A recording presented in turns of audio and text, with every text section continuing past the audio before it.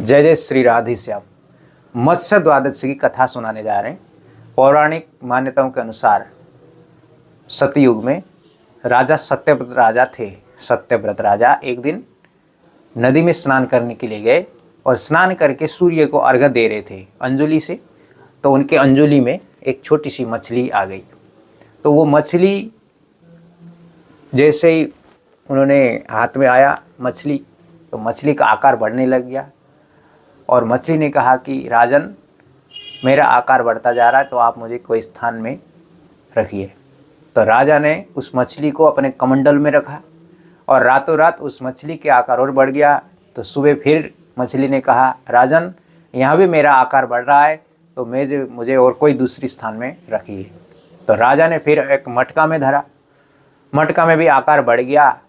फिर राजा ने उस मछली को सरोवर में छोड़ दिया। सरोवर में भी इतना आकार बढ़ गया मछली का, तो उन्होंने फिर समुद्र में जल को विसर्जन कर दिया।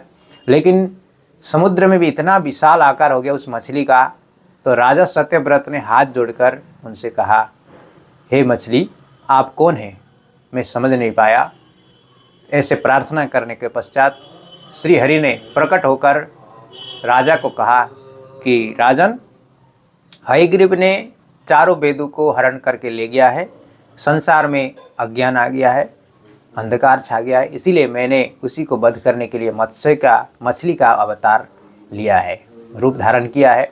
आज के 7वें दिन बाद पूरे संसार जल से मग्न होकर प्रलय हो जाएगा और आप एक नौका आएगी, उस नौका में सप्तऋषि को बैठालना और औषधि, धान वगैरह जो भी सामग्रियां हैं उसको रखकर आप उसमें चले जाना। ऐसा कहकर भगवान अंतर्धान हो गए। उसके पश्चात भगवान के कहे अनुसार राजा सत्यव्रत ने जब 7 दिन हो गए तो पूरा जलमग्न हो गया, समुद्र से पानी से भर गया, पूरे संसार डूबने लगा। तो राजा सत्यव्रत ने एक नाव देखा, उस नाव में बीज, धान, औषधि या आवश्यक सामग्री और सप्तऋषि को बैठाया और उस बैठ के उसके पार जाने लगे।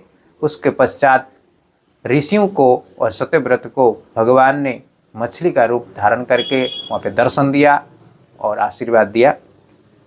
तब जब प्रलय शांत हो गया, तब भगवान ने हयग्रीव राक्षस को समुद्र में मारकर उनके हाथ से चारों वेदों को छुड़ाकर ब्रह्मा जी को दिया।